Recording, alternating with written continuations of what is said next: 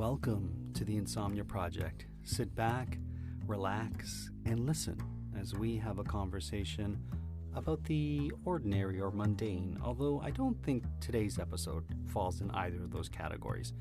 One thing that we can promise is that our conversation will hopefully be less than fascinating so that you can feel free to just drift off. I know for some people it is interesting, certain episodes, and other episodes aren't. So depending on what you like or dislike, this might be an interesting episode.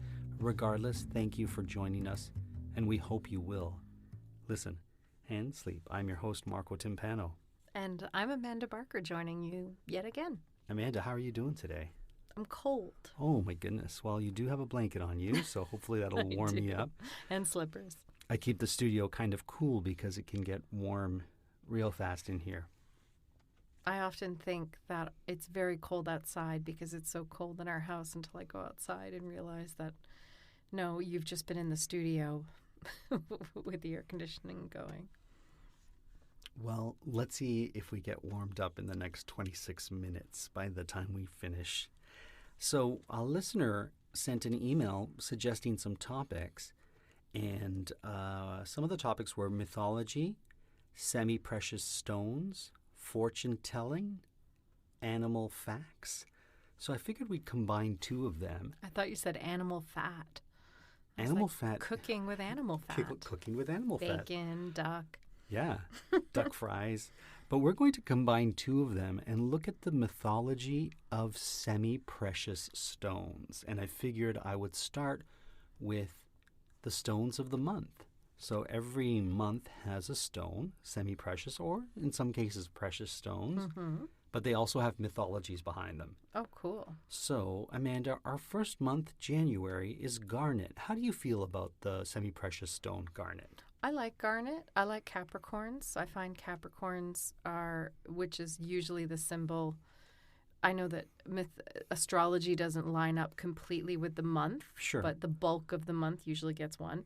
And for January, that's Capricorn. So I always think of my sister, who is a January baby, and garnet is her birthstone. And so I always think of garnet as being a really solid stone. Okay. Like a stone of hard work, and it's not too flashy. It's a deep sort of reddish hue, but a very deep kind of tone, almost like dark brown, black red. Sure. It's in a group of 6 different stones called grossular, which are red to orange in color. Mm-hmm. And and the sort of mythology behind the garnet is that one of the myths is that garnet originated with Persephone. Is that right? Is that how you say the No Greek? idea. Okay, I'm going to say Persephone, the Greek goddess of sunshine. Ooh. And Persephone was... Persephone? Oh, I guess, is that how you spell it? Persephone would be P-E-R-S. I have to look, but if she's a goddess, I'm assuming it would be Persephone. Okay. So then I guess it is Persephone. Mm-hmm. You know more about the myths than I do. Not much, but that's the E is, you pronounce the E at the end. So Persephone is the Greek goddess of sunshine, is that correct? Mm-hmm. And she was captured by She was Hades. the goddess of a few things. She was the daughter of somebody. Okay. She was like a daughter of Zeus and somebody. Probably most of the gods or the goddesses, aren't they kids of Zeus? That's how much I know about myths. Well, Hera was his wife. Right. But he had sort of babies with everybody. Anyway, she was the daughter of Zeus and Demeter. Who was?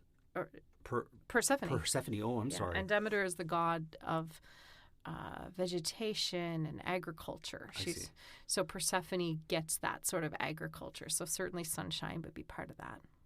Well, according to this legend or this myth, before Hades released Persephone, he wanted to guarantee her return, so he gave her some pomegranate seeds. Mm-hmm. And the word garnet comes from the Latin granatus, which means seeds. Okay. So the next time that you have a cracked open a pomegranate, take a look. You'll notice those seeds are actually very similar in color to an actual garnet. That's so true. I didn't know that. Don't they call the seeds of a pomegranate jewels? I guess, yeah. That's I think what they'll often refer to, or chefs will often refer to seeds from pomegranate as jewels. Mm-hmm. So if we go to the next month, do you know what stone it is, Amanda? I don't know February's. What's February's? It's purple, if that helps. Amethyst? Yeah, you got it. And amethyst is a member of the quartz family. Oh, and there's a little Greek myth with amethyst. Tell me. So Dionysus, you know Dionysus? Wine, god of wine? Yeah, in the Roman version would be Bacchus. Yes. Yeah. God of wine or the enjoyment of wine, was apparently angered by an insult from a mere mortal. Oh, my goodness. And swore revenge on the next mortal that crossed his path, creating fierce tigers to carry out his wish. Along came the unsuspecting Amethyst, a beautiful maiden on her way to pay tribute to the goddess Diana. Oh, so it was a person's name in this case. Mm-hmm. Diana turned Amethyst into a statue of pure crystalline quartz to protect her from the tigers. And Dionysus wept tears of wine in remorse at the sight of the beautiful statue. The god's tears stained the quartz purple, creating the gem. Oh, there you go. So it's a wine.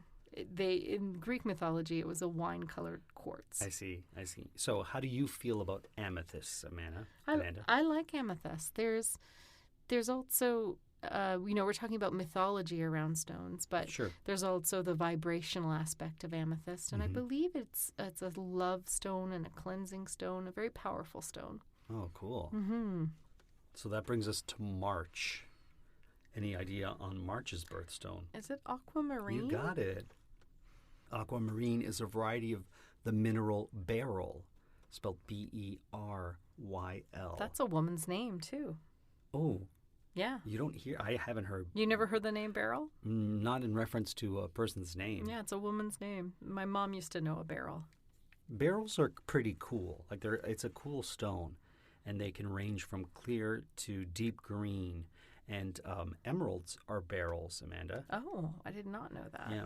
But aquamarine is usually like a bluish green color, right? To sort of represent, or it's kind of the color of oceans or waters, that blue-green. And it gets its name from aqua, meaning water in Latin, and mare, which means sea, because of its intense blue-green color. Yeah. And because of this resemblance to the ocean, sailors used to wear it as a talisman to depict the god Neptune, which is the Roman god, who ruled the seas. Yeah, and what was his Greek name? Neptune was... it's going to drive me nuts. Look it up. Neptune was... Poseidon. Poseidon, of course, Poseidon. I'm sure there's listeners who were screaming Poseidon.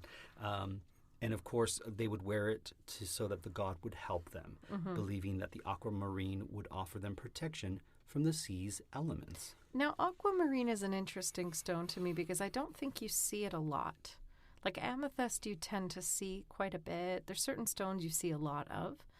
And there might have been a time when people wore a lot of aquamarine, but I have to say I haven't seen a lot of people wearing it, recently. I think it's an expensive stone. That's yeah, why. I think it is. Yeah. But if you're going on a ship, wear aquamarine, I guess. What was that stone I got in Turkey? That beautiful green stone. That wasn't an aquamarine. No, it was. I forget what that was called. It was beautiful. Then we get to April. I don't know what April is. April is probably the most expensive gem. I don't know. Diamond. Oh. Well, they say diamond or a girl's best friend. Yes, they say that. I wonder if that's a myth. But it is, of course. I'm sure there's a ton of myths and legends with diamonds. The hardest stone. That's right. You could always check. It was a real diamond if you scratched a mirror with it, right? I remember there's some scene in a movie where she takes the diamond and tries to show that it's fake, and then it scratches the mirror in half. I don't have at hand any legends or myths about diamonds, Amanda. Oh, well, I mean, certainly there were a lot of legends and myths about diamonds with like Liz Taylor and Marilyn Monroe and all of those people. Sure, and there's so many movies that deal with diamonds, and Diamonds Are Forever is one of the first ones I can think of, which is a James Bond film. Right. And I'm trying to think of another film that has diamonds. There's a ton of them. But diamonds, are the stone of engagements, right? Right. Or the not, I guess, a classic version of that. The engagement ring is made with contains a diamond. I mean, it's still the preferred. You do see a lot of people kind of getting sapphires or emeralds now for engagement stone, but it is still the stone too. That is the eternal love stone. There you go. Yeah. Well, speaking of emeralds, that brings us to May, Amanda. Mm-hmm. I love a good emerald. I do. They're a delicate stone, so you've got to be very careful if you submerge your hands in water that is a different temperature. So if you put it in really, really hot water or really, really cold water, they can crack. Well, did you know that thousands of years ago, the ancient Egyptians began mining emeralds? So they were kind of the first ones to discover emeralds and mine them. I didn't know that. Yeah, and Cleopatra loved them so much that she claimed all the mines just for herself. Wow. So she was actually known for wearing a lot of emeralds, and she gave emeralds as well to important visitors. And do you know that because emeralds are a beryl, it can change in color. Like they can have, there's different colors of the green emerald. Because I think you have an emerald that it looks almost blue-green, don't you? Well, emeralds, the ones you mostly see, I do. And sometimes that's where it's from. So the one you're talking about is a Tanzanian emerald. Oh, okay. And that one is almost a blue-green emerald, really beautiful. And but actually what's funny is it's not worth as much as a Colombian emerald, which are most of the real emeralds that you see today. And I say real emeralds because so much of the jewelry that we see today is lab-created. And there's a great case to make for only wearing lab-created or procuring lab-created diamonds and emeralds and sapphires and rubies because they are, of course, sustainable. Sure. They're not, no one's being hurt for them or, So, I think actually Meghan Markle, the Duchess of Sussex, I think. Cornwall? No. I thought she was Sussex. It must be Sussex. Anyway, she, I believe, wears lab-created diamonds and is a big endorser of them. I think Meghan Markle's the Duchess of Sussex, and I think Camilla is the Duchess of Cornwall. That's okay. where I was sure. making my mistakes. No, Sorry. Duchess. I thought you were looking up lab-created. No. I think it's great. Let's move to June. I didn't know June's birthstone, Amanda. I just looked it up now. I would have said it was emerald, and that's obviously May. That's so. May. Moonstone. Oh. Do you like a good moonstone, Amanda? I don't think I know. Do I have any moonstone? Well, I'll describe it. It's a very strange light refractive type stone. So when you look at it, the light will sort of bounce on it. It almost sort of shimmers and shines. Kind of like a tiger's eye, if you know what that stone looks like. Yeah. So, moonstone. But I think it's pinkish in color or peachy in color. Oh, it can be. Yeah. Do you know in ancient, like the Druids, okay, they believed that this stone, moonstone, would make somebody invisible if you wore it. Oh, cool. I guess that's the idea of like light refracting off of it, that type of thing. Like the cloak of invisibility from Harry Potter. Yes, sure. You just throw on a moonstone. Yeah, wouldn't that be cool? A lot of ancient people believe the stone had mystical properties and that could help spiritual awakenness if you wore it. So, sometimes when you need that awakenness or if you have an exam and you want to be awake for it, maybe wear some moonstone. All right, Amanda, we're in July. We are. And I know July's very well. Tell me. It is the ruby. Of course. The beautiful ruby. It's actually also a person's name. Yes. I mean, any of them could be. In fact, there's a very famous rap artist whose real name is Amethyst. Do you know who it is? Is it Azalea? Yeah. Yeah. Her real name is Amethyst. Oh, that's a cool name. I know, and she turned it into Iggy. Yeah. I know. But, I know that's her birth name. But rubies are a beautiful red. I used to get them mixed up with garnets a lot, but they're a more vibrant, almost orangey color, depending. Pinky red, I always picture. It can be. Okay. Or an orange sort of tomato red in a way. Okay. But they're one of the most expensive gems. I believe they're more expensive than emeralds, right? I think so. I think they're They're very up pricey, there yeah. anyway. Chromium is what causes the red color, Amanda. Oh, okay. And do you have any mythology about them? Well, they're often referred to as the king of gems, Amanda. They are in various parts of the world. And supposedly royalty would wear it, and it would help to ward off evil because it was believed to have magical powers. Yeah, they were very popular in Bali, in India, across Southeast Asia. Sure. And one of the magical powers was that the ruby would get darker in the presence of evil and lighter when evil was gone. Really? Yeah. So if you had the ruby on, you could almost like a mood ring, but if you were a good person. I guess. There you go. And you said you love rubies, correct? I do love rubies. I got a ruby for my birthday this year, sort of a ruby. Like it is a ruby, but it's mixed in with other stones. Yeah.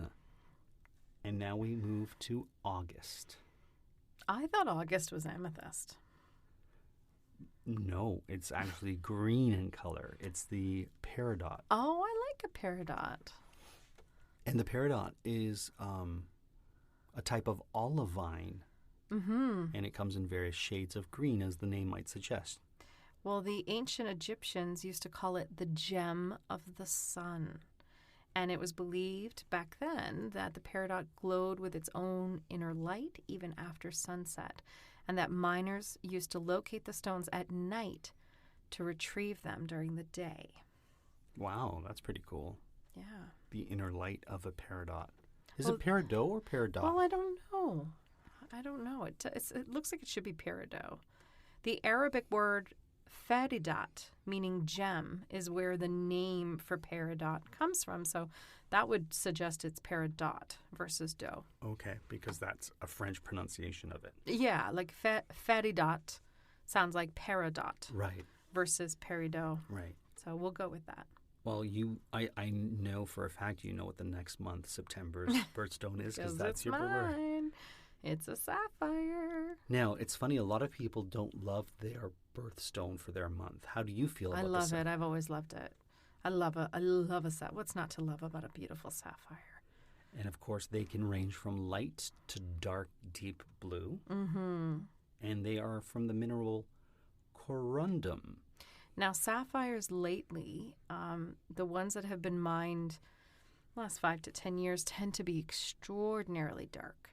Very, very dark. Almost close to black in close color. to black, yeah, in color. So it's hard to get a good, maybe from Ceylon, or that's not a place anymore, but Sri Lanka. Yeah. They used to call them Ceylon sapphires, of course, yeah. Can be a bit brighter. And this is another one that is lab created a lot. So you might see the vibrant colors in a lab created version. But some older sapphires, like Princess Diana's ring, which then is now Princess Kate's ring. The Duchess of Sussex? No, she's the other Cambridge. Duchess. She's the Duchess of Cambridge. We should do a royal family. We should do a royal family tree. Yeah. The only, without knowing much about it. The problem is we have a lot of listeners in the UK, and I think it would just really upset them. So I think we'll avoid doing a royal family. It would be very anger-inducing because we don't know that much about the Mountbatten Windsors. But anyway, you do love them. I do love them. I don't know what happened to me. But I think because of Princess Kate. I think Princess Kate, for me, was what got me really excited. Even though I don't have any, I never wanted to be a princess when I grew up. I didn't think that was particularly fun. She just looks so good in clothes, and you just think her life is great. And there you go. And I love Meghan Markle too. And anyway, they're just fun to watch. Sure. Like the Greeks watch the gods. For sure. Or the Egyptians watch Cleopatra. Yep. But anyway, that ring that she now wears, that was Princess Di's, and I'm sure it was some wonderful, famous royal Brit person before that, is that beautiful blue sapphire surrounded by diamonds. So that's a really popular ring, and you can really see the blue on either one of their fingers whenever that ring appears in photos. Sapphires have a lot of legends associated with them. They supposedly have protective powers, such as preventing envy and protecting the wearer from poisoning. Oh. As well, people believe that sapphire had medical healing properties, such as the ability to cure colic, rheumatism, blindness, and mental illness, if you can believe That's it, a Amanda. lot. That's from birth to the grave. I guess. That's certainly... From colic to rheumatism. So, October. Now, I know something fascinating about this stone. Okay. Do you know October stones? It's opal. That's right. O and O. I always remember that. Mm-hmm. Supposedly, only people in October whose birthstone is opal should be wearing opal. Or wasn't it someone should give you an opal? I always knew it as only people born in October should be wearing opals. You told me once, not that after I was going to buy an opal, that someone had to give you an opal or it's unlucky. That's probably because I didn't want you to buy that expensive opal you were looking at. But that's interesting. Those are two myths around them. And they were worn in by the queens and kings in the Middle Ages for their protective powers. They were worn as jewelry, and they were put in a lot of crowns to ward off evil and to protect the wearer's eyesight. Oh, so it's a stone of sight, if you will. And they would actually grind up opals and put it in a powder to protect from getting nightmares. Oh, that's cool. I don't know what that was about, but maybe if you had, like, a lot of people had lead poisoning back then, Sure. so maybe the opal counteracted that. I That's don't know. because so many people drank out of leadware and whatnot. Before we move to the next one, did you end up buying that opal? I bought opal earrings. Okay. Australian opal, I think, earrings. Mhm. They're a bluey kind of color. They're very Yeah. pretty. Opal's a very pretty stone. Speaking of pretty stones, we move to November, which is probably my favorite semi-precious stone, which is known as the merchant stone, Amanda. Oh, I didn't realize this was November stone. I'm Yeah. seeing it here. Citrine. Yes, we love citrine. We went through a real citrine phase, if you will, in 2015. I was living in Thunder Bay, Ontario, which is actually the home to nearby amethyst mines.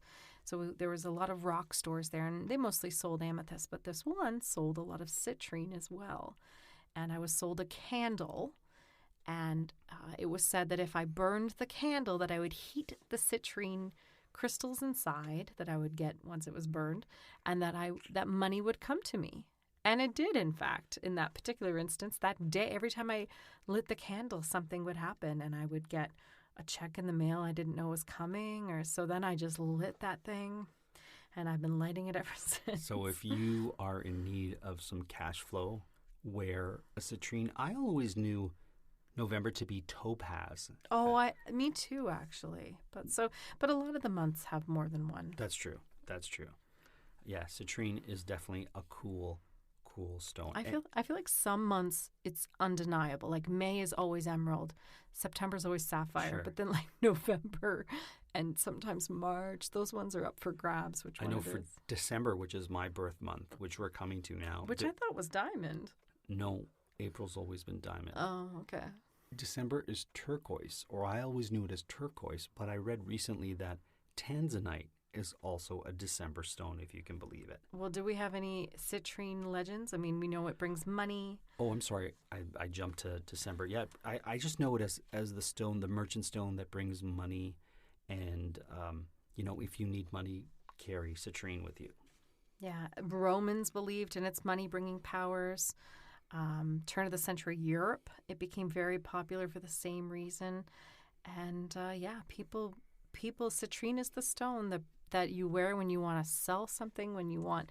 Also, it's a stone of abundance. Okay. So when you want more opportunities in work and life, you wear that stone. In fact, we gave my sister one, and she had to take it off because she said so many opportunities were coming so fast. She couldn't field them all, so she took her beautiful citrine ring off that we gave her just to slow it a bit. Right. Well, I tip the hat with December being turquoise.